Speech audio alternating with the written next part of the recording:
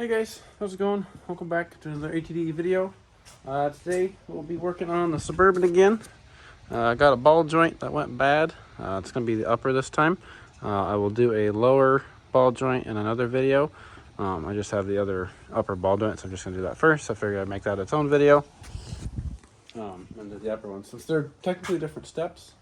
I did mine when I was in high school at I think it was 9th or 10th grade. I think it was 10th grade. I didn't have, I had the shop, but I didn't have the mechanical / tools / know-how at the time. So I had to get help doing it. But anyway, so I ordered two because I was going to do the two of them. So I've had this one just kind of in storage, I guess. Or just laying around. Since I did that one, I was like, there ain't no way I'm doing that again. So I just didn't do it. But that one hadn't gone bad until the other day. These ones are special. If you're following this on yours, the upper ball joints, if they're factory, are actually riveted in. So it'll go down like this or the other way. I'm pretty sure it's this way. And these holes here will be rivets, actually. Here's the kit that I got off Rock Auto. There's the part number and everything. And these ones actually come with a bolt conversion type thing. And these ones have the off-round nuts. As you can see, that's kind of off-round. It threads onto the bolt just fine, but it will just keep it from coming off. So you want to have a wrench or something to get, or a socket, obviously, to get that on there. Then you shouldn't have to use Loctite because that's as far as I got it, just by hand, just to show you guys. But anyway, you can convert these to just the regular bolt series. I don't know why they did that with rivets. It's pretty annoying because you gotta grind it off, and there's just a hole in it. You could have just pressed it out like the bottom ones, but I don't know. They didn't know. Nobody knew what they were doing back in the 90s. Well, they kind of started knowing what they're doing in the 90s. 80s, no. 90s, they're starting to figure it out. 2000s, everything's fine. But all you need to do the top ones is obviously get your wheels off. You'll need a grinder or a acetylene torch to burn the metal off. I'm going to use an angle grinder. I don't have acetylene, and I don't like using those really. Won't trust myself around it yet. So I'll walk you out there, get the tire off, and start grinding some rivets off. Fun. Alright, so I got the tire off, obviously. So as you can see, it's got a couple years of grease and stuff on there. I feel like you need more power tools than you do wrenches and sockets to do this. Because you need a grinder and a freaking drill to get all this off. So I'm just going to give this a whirl and see what happens here.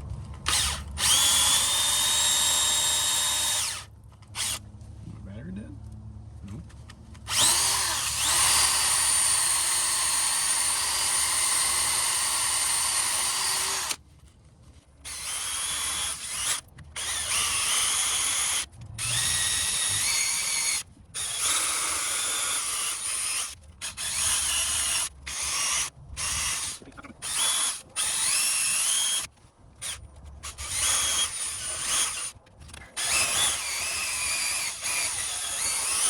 Alright, you can kind of get a better idea now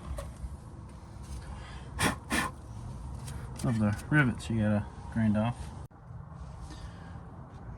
So don't forget to take out your cotter pin and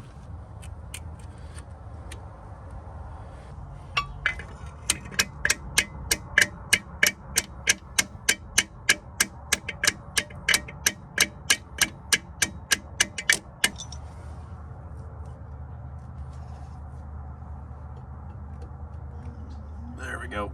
There she comes. Gotta get the small big boys out. Needle nose just didn't have enough grip. Alright, once you get your wrench on there, just give her a good tug, possibly. It might break loose. There's a low chance though, without any penetrating juice. But we'll see what we can do here. Yep, there it goes. You just tug on it a little bit, she'll go. Alright, got in there with a smaller crescent wrench so it doesn't hit everything. Now that I broke it loose with that long one, kind of just start loosening this.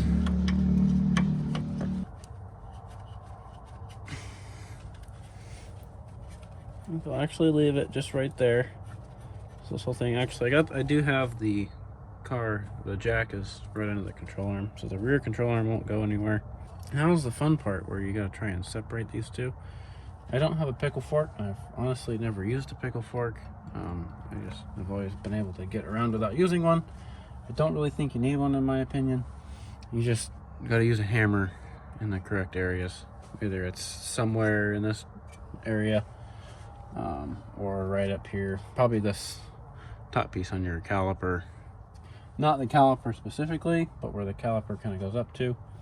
But we'll see if we can't break it loose. Alright, so what I've done is I stuck a jack stand under the car, so it's now resting slightly on that frame rail. I lower the jack down to kind of, have it like a pulling pressure on the top. And I think we'll hit it right around here. Looks like a decent spot. It's not an ideal spot. Ideally, you'd want to hit right around there to get it off, or like I said, use a pickle fork, but I don't have that. Here you don't really want to hit because there's that nut there, but we'll see what happens. Pretty sure we'll just whack right there a couple times and it might come off. Once you got your BFH, just kind of see what happens. Far can I go? Pretty far.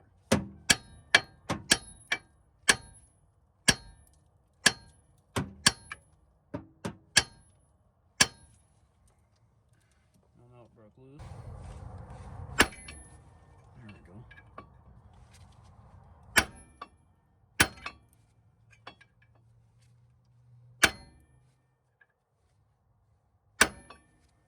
Stuck the socket right there so it would hit the nut.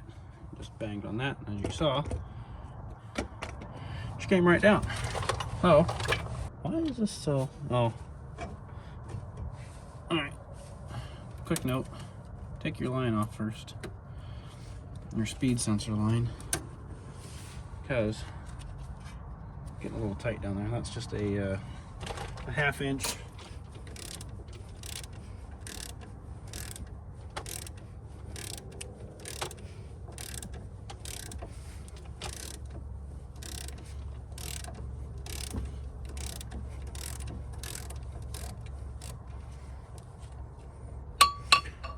Go.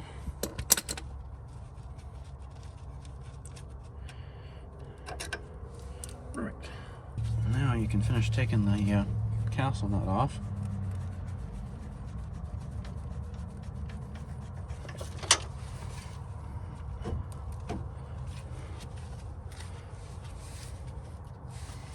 Brake line's hitting now. I'm gonna have to go turn my wheel, straighten it out.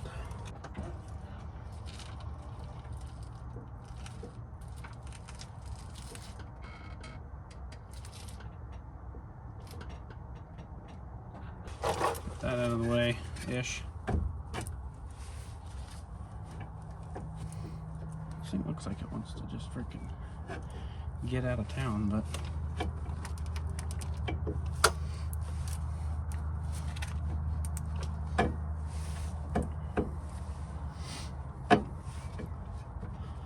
it's pretty exciting. Yeah. There we go. It's not the worst ball joint I've ever felt, but we'll change it. So I got the Milwaukee ankle grinder thingy. I got this type of blade on it. Thinking just gonna go through here, just grind the top off just like that. Grind this one off, and then carefully, probably just move this out of the way and do that one over there. So let's get to going.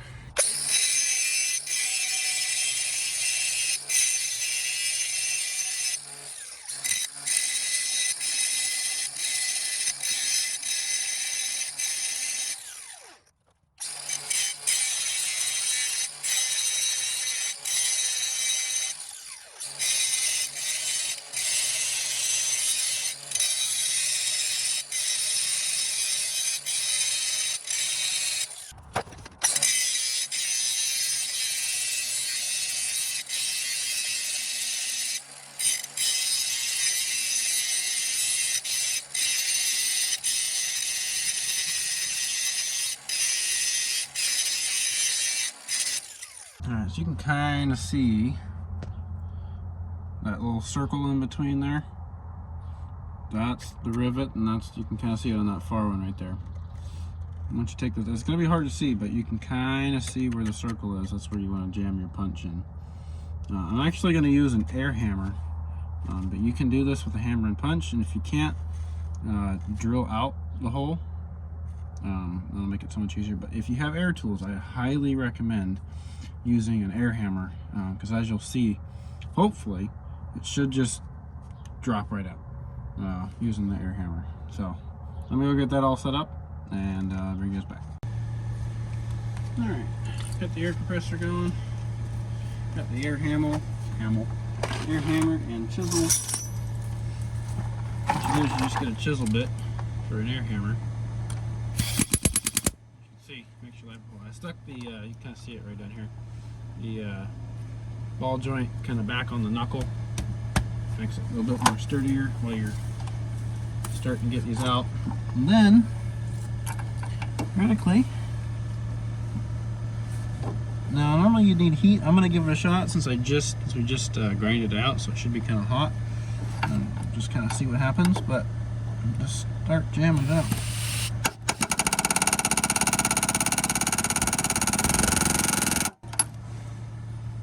You can see it's like warping it out a bit.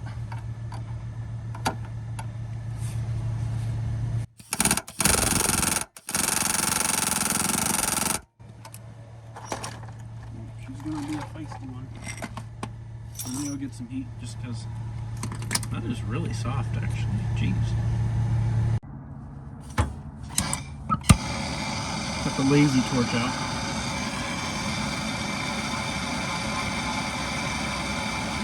And it smells lovely.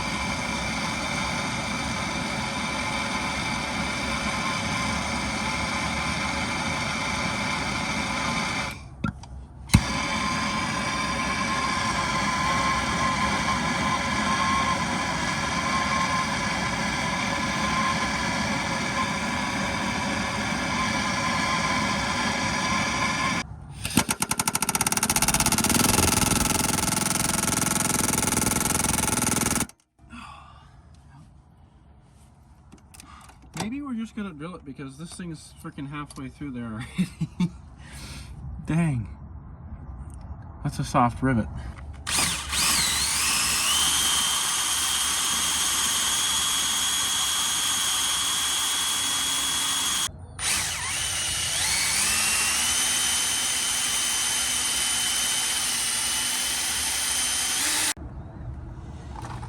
Alright. Got that one mostly out and the bit broke. That one was getting a little too clogged up with metal, so we'll see if the ball joint will come out of its hole now. I'm gonna chisel off this rivet real quick.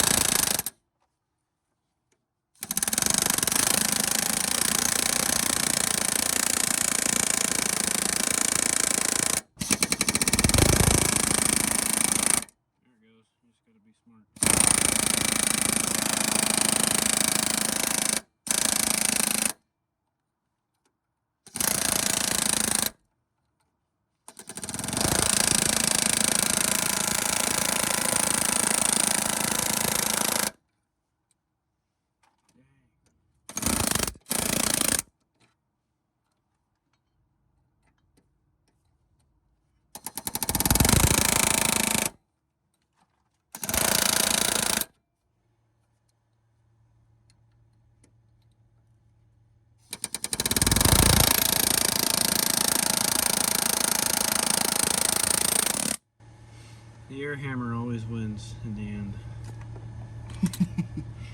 It always wins. I'm gonna come back tomorrow, pound these rivets out, and put everything back together. Alright, I'm back. Day 2. Evening 2, rather. I'm just doing this right when I get off work, so.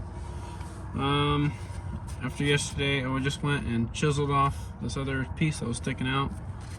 It did pull them up, actually. There is a gap under here. You can feel it. So I'm actually going to heat up the metal just around here real quick. And then I got a punch set, and I used the air hammer and punch it out rather than use that little skinny bit on there, just because they don't seem to want to punch out very well just using the regular thing. So I'll get one that's the same size and hopefully help drive it out.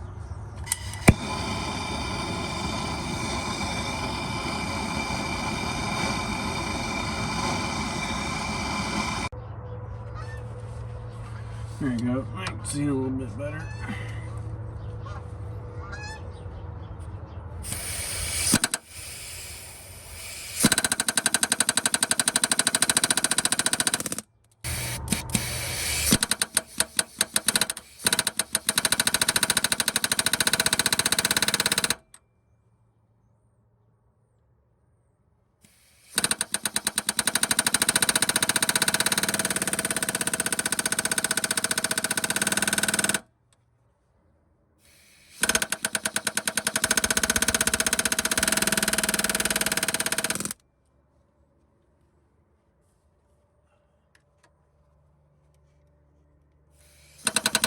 So, looks like the key is to drill a hole in the center of them and take a punch, which is what I should have done. I didn't think about it. I thought about it when I went inside. I was like, ooh, I should probably use a punch instead. That might have worked.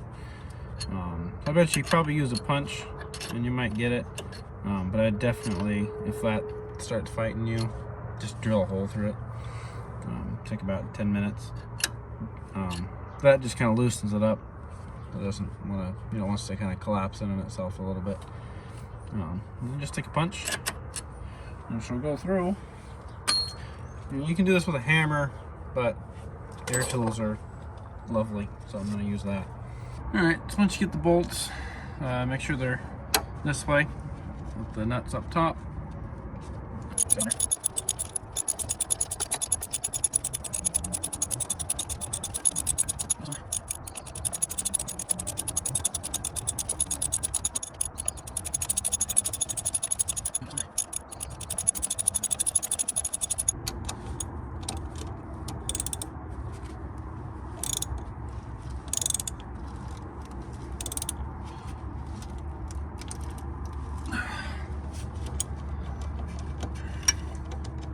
Tighten them guys up.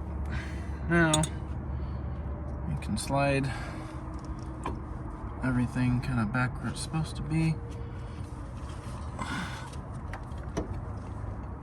Oh my goodness. I don't have enough push. But yeah. Let me get over here. There it goes.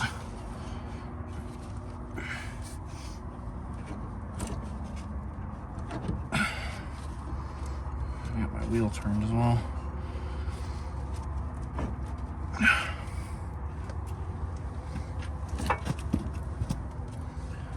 Just get it pushed down enough you can get your castle nut started. Would recommend turning your wheel. You can get access.